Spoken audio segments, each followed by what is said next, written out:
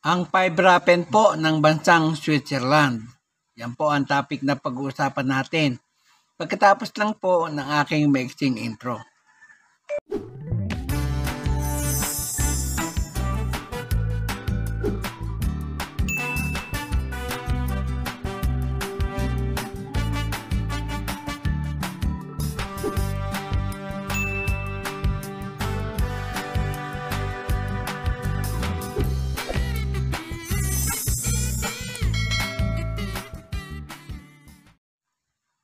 Sana naman pong magandang araw sa inyong lahat, lalo na sa aking mga kabarya at kapwa kolektor. Sa lahat ng senior citizen at mga silent viewer, maging sa mga kaibigan natin dyan, magandang araw po. Ngayon pong araw ay mayroong points tayong pag-uusapan. Ito po ay ang Fibrapen ng bansang Switzerland. Pag-usapan po natin. Sa harapang bahagi po ng bariyang ito ay makakita tayo ng isang larawan ng isang babae na kung tawagin yan ay Head of Libertas.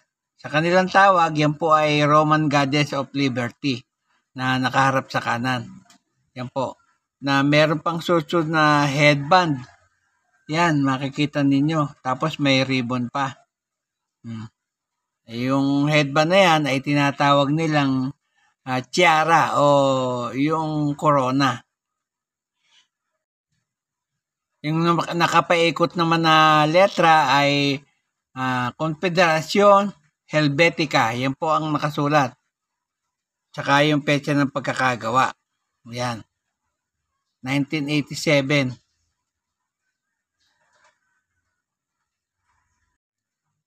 Na kung itatranslate natin, ang translation po niya sa English ay Swiss Confederation. Ayan po. Ang designer po niyan ay si Karl Schwetzenser.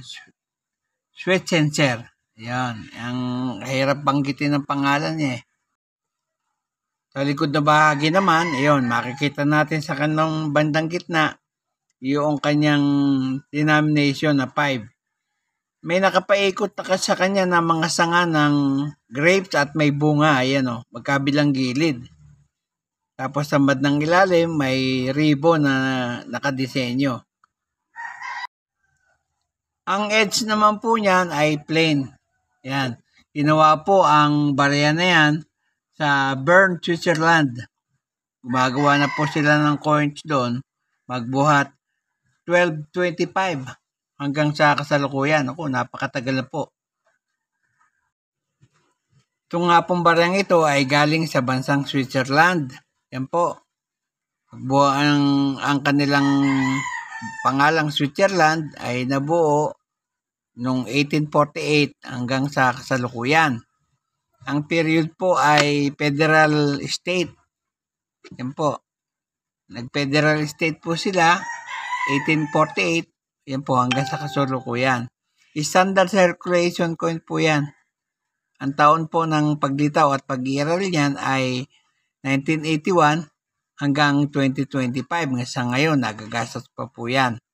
Ang value po ay Fibrapen na kung itutumbas natin ang value sa Philippine peso, nagkakalaga po yan ng 3.59. 3 pesos 59 centavos.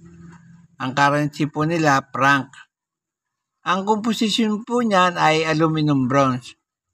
Tumitimbang po ng 1.80 grams at may diameter na 17.15 mm.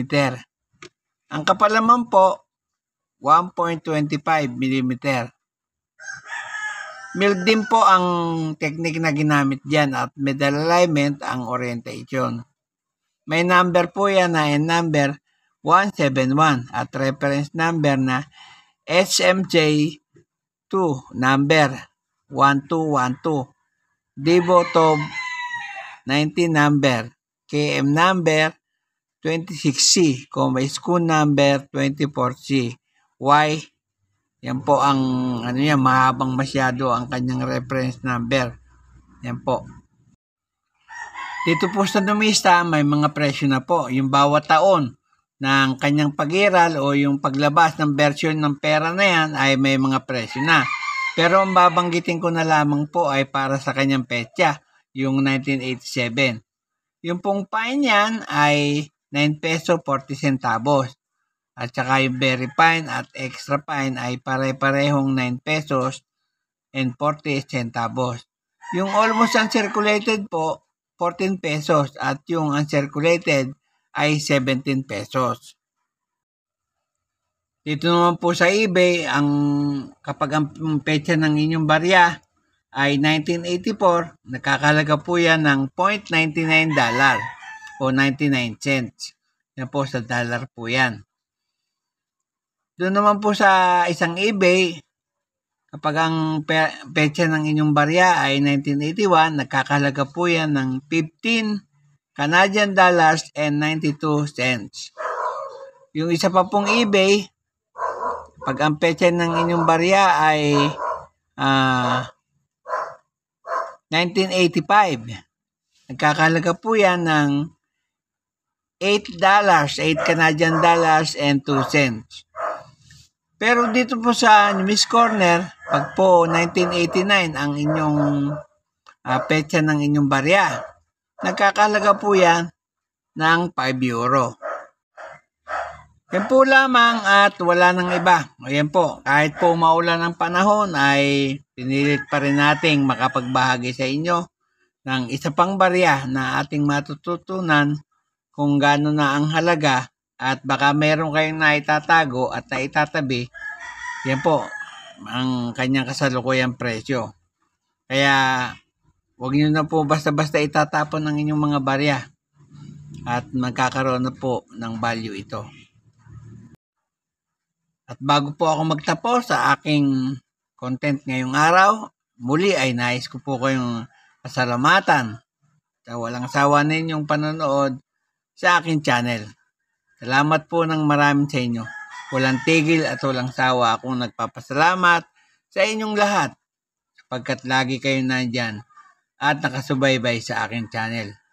Nakikiusap po ang inyong lingkod na pakisubscribe naman po ang aking channel at pakishare.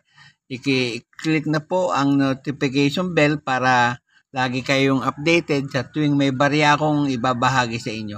Salamat po ng marami. At sa huli ay masabi kong mabuhay tayong lahat.